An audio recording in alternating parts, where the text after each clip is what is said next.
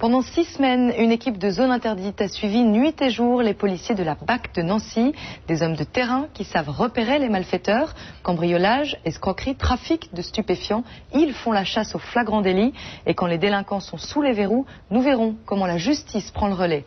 Brigade anticriminalité, une traque au quotidien, c'est dans un instant sur M6.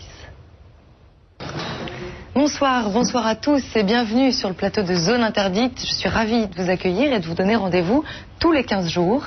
Comme vous venez de le voir en images, nos caméras ont suivi pendant plusieurs semaines une patrouille de la BAC, la Brigade anticriminalité de Nancy. Le document, vous allez découvrir, bouscule tous les clichés sur le fonctionnement de la BAC. Pendant de longues semaines, notre équipe a suivi au plus près le quotidien de ces hommes pour qui la rue et ses zones d'ombre n'ont plus aucun secret. Le patron, celui qui mène l'enquête, est un homme étonnant. Vous allez le voir, au charisme fort, passionné et fin connaisseur du milieu de la délinquance. Nous verrons comment ces hommes filent les cambrioleurs et les escrocs pour les prendre en flagrant délit. Pour son numéro de rentrée, Zone Interdite lève le voile sur la réalité quotidienne de la BAC. C'est un film de Manolo Dartuy, montage Thierry Chorin de Tony Comiti Productions pour Zone Interdite.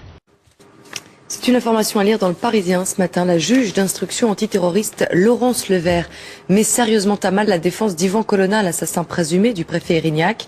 Le quotidien s'est procuré un document d'accusation inédit où la magistrate met en pièces les aveux, les rétractations, les revirements du commando. Selon l'ordonnance, les proches du berger auraient multiplié les fausses déclarations et tenté de manipuler des témoins. Le procès d'Yvan Colonna ne devrait pas se dérouler avant le deuxième semestre 2007. Les salariés de la Sogerma manifesteront tout à l'heure devant le siège de EDS à Paris. Le site de Mérignac, près de Bordeaux, est toujours menacé de fermeture, même si la direction a finalement décidé de maintenir 300 emplois sur les 1000 que compte le site. Ce premier sauvetage est signé Dominique de Villepin, mais le Premier ministre, qui tente de refaire surface en plein scandale Clearstream, a promis de faire davantage. Magali Boissin, Pascal Vinquel.